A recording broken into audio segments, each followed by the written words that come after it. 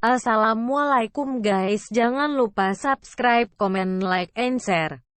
Assalamualaikum warahmatullahi wabarakatuh. Nama saya Nafzara Walia, NIM 1872050019. Saya dari Prodi Pendidikan Ekonomi A. Di sini saya akan membahas materi yang sudah dibahas oleh dosen saya tentang pembangunan dan pertumbuhan ekonomi. Materi selanjutnya yaitu faktor pembangunan ekonomi. Faktor pembangunan ekonomi dibagi menjadi dua, yaitu faktor pendukung dan yang kedua faktor penghambat.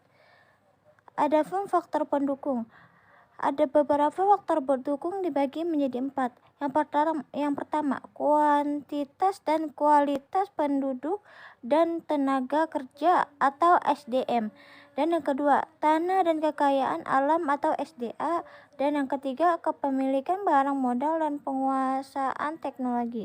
Dan yang keempat, sistem dan sikap masyarakat. Ada selanjutnya itu sumber daya manusia.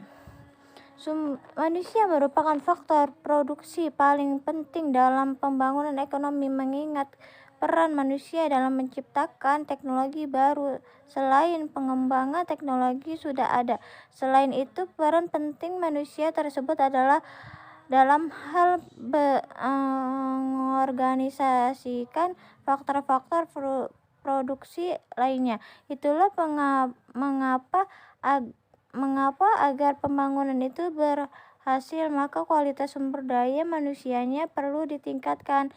Peningkatan kualitas itu antara lain dapat dilakukan melalui pertama, ilmu pengetahuan dan teknologi, dan yang kedua keterampilan yang sesuai dengan kebutuhan, dan yang ketiga kebudayaan dan adat istiadat, tingkah laku dan cara berpikir tradisional menjadi lebih modern. Sumber daya manusia paling utama dalam menentukan keberhasilan pembangunan ekonomi adalah para pengusaha. Mereka mengatasinya dan menggabungkan faktor produksi lainnya untuk menciptakan barang dan jasa sebagaimana diperlakukannya oleh masyarakat. Sumber daya alam. Selain sumber daya manusia, pembangunan ekonomi juga dipengaruhi oleh sumber daya sebagaimana disediakan oleh alam. Sumber daya alam dapat dikategorikan atas sumber daya alam yang dapat diperbarui dan sumber daya alam yang tidak dapat diperbarui. Pemanfaatan sumber daya alam yang dapat diperbarui harus disertai dengan usaha untuk menjaga kelestariannya supaya sumber daya alam tersebut dapat digunakan kembali. Itulah mengapa semakin kaya suatu negara akan sumber daya alamnya, semakin besar kemungkinan negara tersebut untuk melakukan pertumbuhan dan pengembangan ekonominya dibandingkan dengan negara di mana sumber daya alam pada negara itu kurang. Luas tanah dan kekayaan alam sangat mempengaruhi. Semakin luasnya tanah dan kekayaan alam yang terkandung serta didukung oleh SDM dan IMTEK yang memadai, maka bisa membuat negara tersebut menjadi negara maju. Nah, kepemilikan barang modal dan penguasaan teknologi. Bagi negara berkembang,